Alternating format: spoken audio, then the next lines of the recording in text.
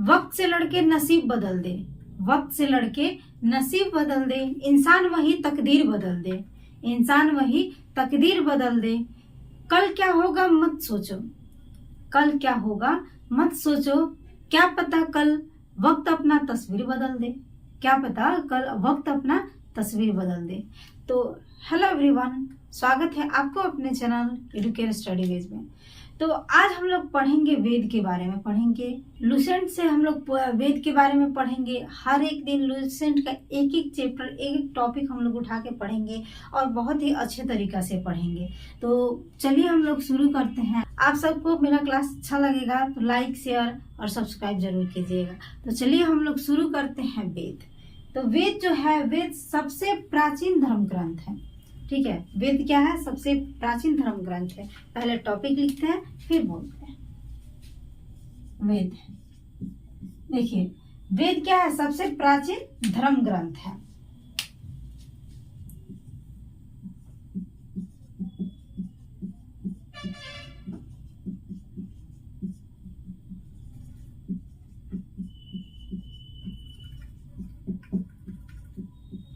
वेद क्या है? सबसे प्राचीन धर्म ग्रंथ है। वेद के संकल्पता जो है,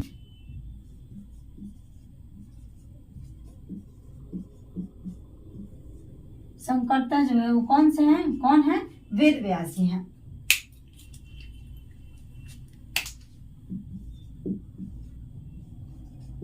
वेद व्यास जी का वास्तविक नाम क्या है? वास्तविक नाम है महर्षि कृष्ण द्रव्यान।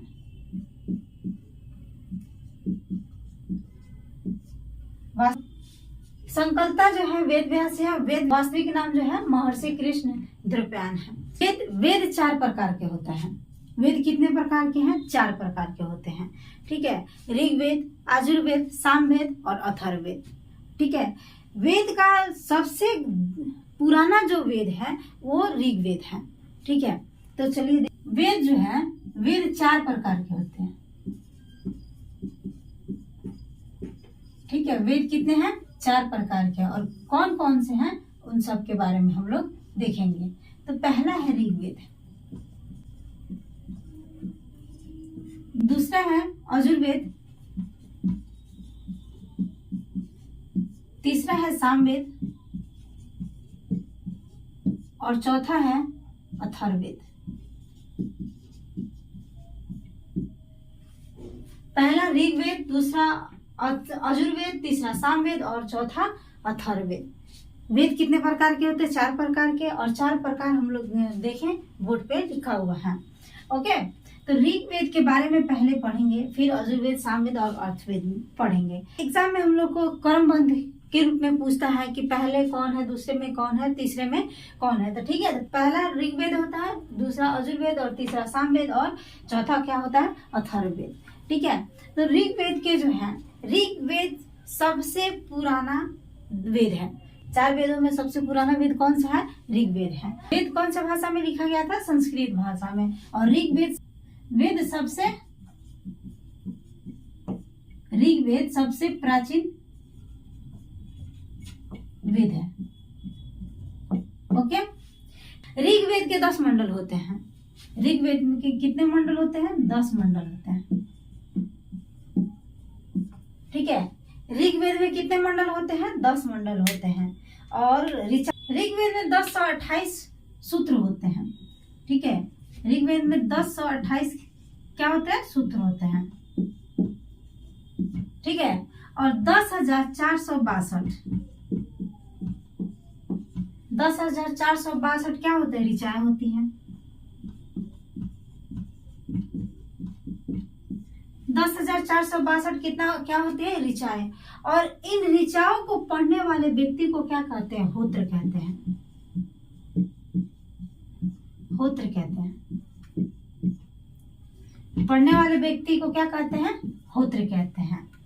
समझ में आया? इतना क्लियर हुआ? ऋग्वेद के 10 मंडल होते हैं। ऋग्वेद में 1028 सूक्त यानी सूत्र होते हैं। ऋग्वेद के 10,462 ऋचाएं होती हैं। ठीक है, 462 ऋचाएं होती है और इन ऋचाओं को पढ़ने वाले व्यक्ति को होत्र कहते हैं। ठीक है, ऋग्वेद के जितने भी ऋचाएं होती हैं 10,462 ऋचाएं होती हैं, इन पढ़ने वाले व्यक्ति को क्या कहते हैं? होत्र कहते हैं। ओके, ऋग्वेद के तीसरे मंडल में गायत्री मंत्र का उल्लेख किया गया है। तीसरे मंडल में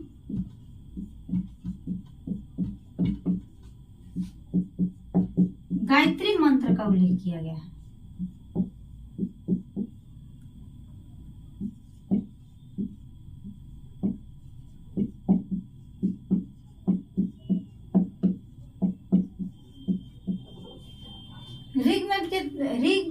ऋग्वेद के तीसरे मंडल में गायत्री मंत्र का उल्लेख किया गया है। ठीक है, और गायत्री मंत्र का उल्लेख किया गया। और गायत्री मंत्र का जो रचनाकार जो है वो कौन है? तो वो विश्वामित्र जी हैं। ठीक है, गायत्री मंत्र का जो उल्लेख किसने किया है? गायत्री मंत्र का उल्लेख जो है विश्वामित्र ने किया है।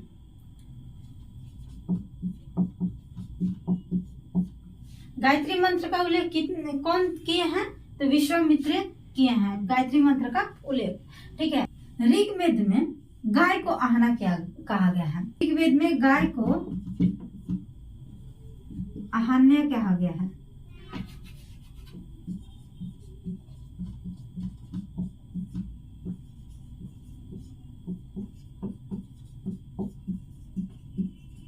ऋग्वेद में गाय को क्या कहा गया है? आहन्य। ऋग्वेद में गाय को क्या कहा जाता है? आहन्य कहा जाता है। और ऋग्वेद के चौथे मंडल में कृषि से उल्लेख संबंधित मिलते हैं। चौथे मंडल में कृषि से संबंधित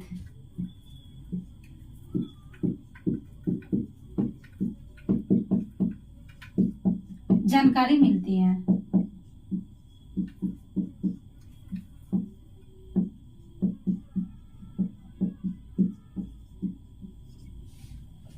ऋग्वेद के चौथे मंडल में कृषि से संबंधित जानकारियां मिलती है। ओके, ऋग्वेद के दूसरे से सातवें मंडल में ऋग्वेद के दूसरे से सातवें प्राचीन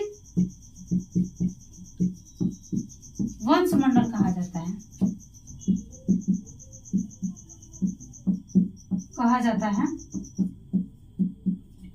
ऋग्वेद के ये सातवां मंडल जो है ये वरुक को समर्पित है। ऋग्वेद के ये सातवां मंडल जो है वो वरुक की समर्पित है। वरुक को समर्पित है।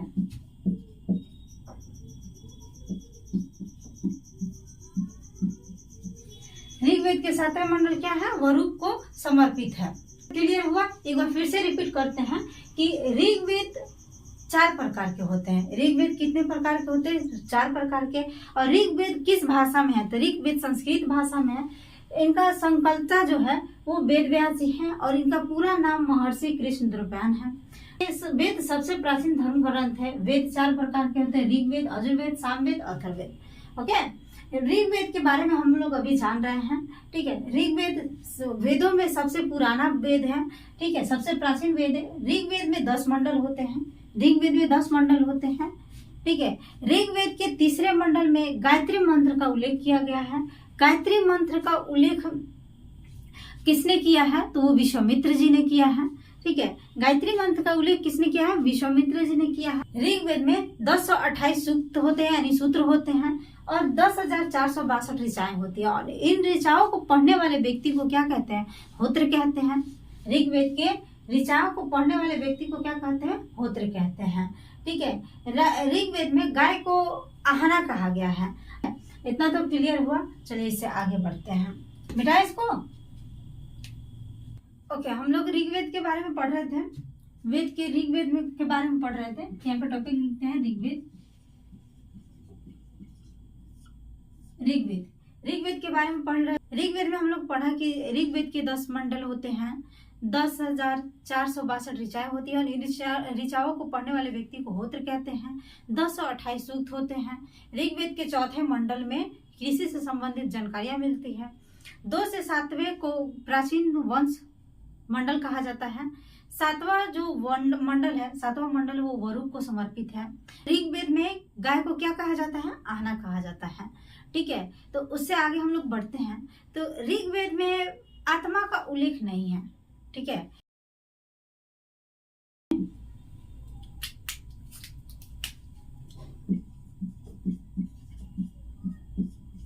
आत्मा का उल्लेख नहीं है।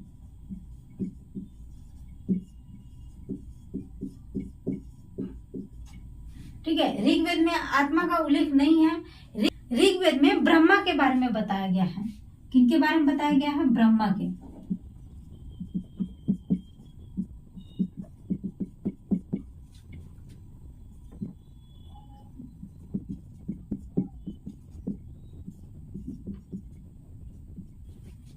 ऋग्वेद में आत्मा का उल्लेख नहीं है, ऋग्वेद में ब्रह्मा का बारे में बताया गया है। ठीक है, और ऋग्वेद में पुरुष देवता की प्रधानता दी गई है। ऋग्वेद में किसको प्रधानता दी गई है? पुरुष देवता को।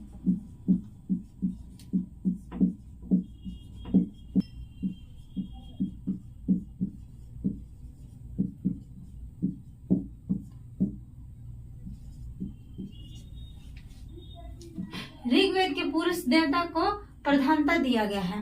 ऋग्वेद के 9वें मंडल में 144 सूक्तों में सोम का वर्णन किया गया है। ठीक है, ऋग्वेद में 9वें मंडल में 144 सूक्त में सोम का वर्णन किया गया है। वर्णन है। ठीक है, ऋग्वेद के 9वें मंडल में 144 सूक्तों में सोम का वर्णन है। ऋग्वेद में यमुना का उल्लेख 3 बार किया गया है और गंगा का उल्लेख कितने बार किया गया है? 1 बार किया गया है। यमुना का उल्लेख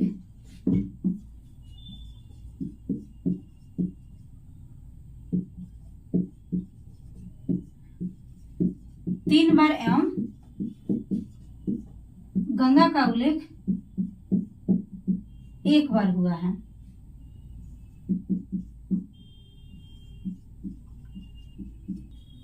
एक बार हुआ है। ठीक है, ऋग्वेद में इंद्र को 250 बार और अग्नि को 200 बार उल्लेख किया गया है।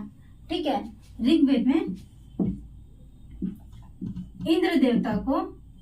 इंद्र को 250 बार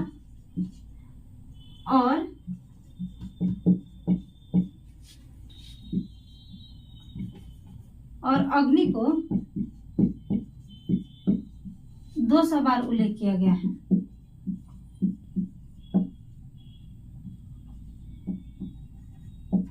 उल्लेख किया गया है।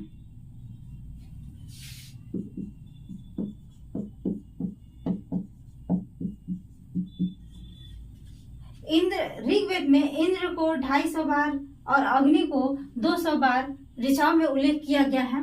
ठीक है, ऋग्वेद के ऐत्रेय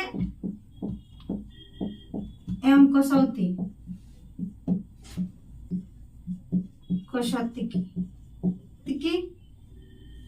के ऋग्वेद के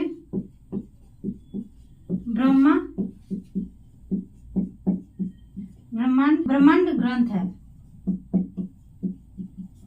ओके, ऋग्वेद के ऐत्रेय एवं कसौती ऋग्वेद के ब्रह्मांड ग्रंथ है। ओके, ऋग्वेद के 8वें मंडल में हस्तलिखित को खील कहा गया है। ठीक है, ऋग्वेद के 8वें मंडल में हस्तलिखित ऋचाओं को खील कहा गया है। ओके, 8वें मंडल में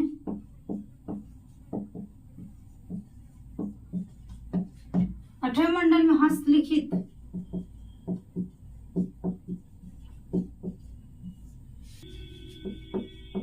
ऋचाओं को खील कहा गया है, कहा जाता है।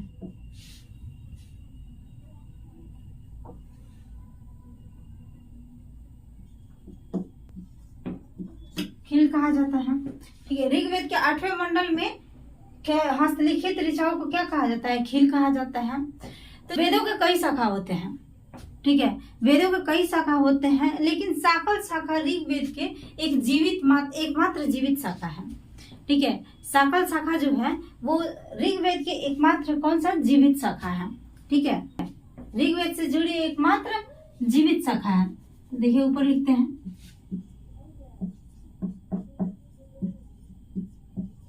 सकल शाखा ऋग्वेद के, ऋग्वेद से जुड़ा एकमात्र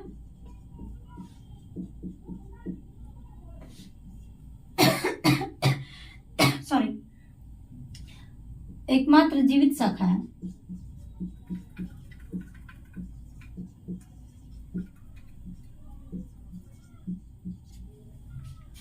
सकल शाखा ऋग्वेद से जुड़ा एकमात्र जीवित शाखा है। ठीक है, आज हम लोगों ने ऋग्वेद के बारे में पढ़ा, कल सामवेद, अथर्ववेद और यजुर्वेद के बारे में हम लोग पढ़ेंगे। तो आप सबको ये क्लास अच्छा लगा तो शेयर जरूर कीजिए। थैंक यू, फिर मिलते हैं नेक्स्ट वीडियो में, तब तक के लिए जय हिंद।